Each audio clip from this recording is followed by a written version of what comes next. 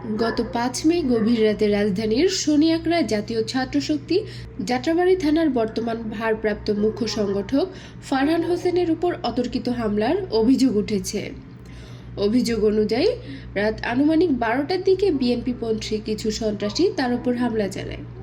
প্রত্যক্ষদর্শীরা জানান, হামলার পর পরিস্থিতি উত্তপ্ত হয়ে উঠলে কদমতলী থানার এনসিপি ও ছাত্রশক্তির নেতাকর্মীরা দ্রুত ঘটনাস্থলে পৌঁছে ওই এলাকায় ঘেরাও করে ফারহান হোসেনকে সেখান থেকে নিরাপদে উদ্ধার করে নিয়ে আসেন।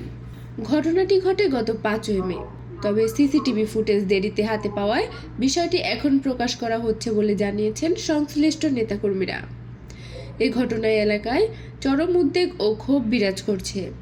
নেতাকর্মীরা বিএনপি সরকারের কাছে প্রশ্ন রেখেছেন, ছাত্র রাজনীতি করা অপরাধ কিনা, অথবা রাজনৈতিক মতভেদের কারণে এভাবে হামলা ও ভয়ভীতি আর কতদিন চলবে। এনসিপি ও ছাত্রশক্তির নেতারা অবিলম্বে ঘটনার সুষ্ঠু তদন্ত ও জড়িতদের আইনের আওতায় আনার দাবি জানিয়েছেন।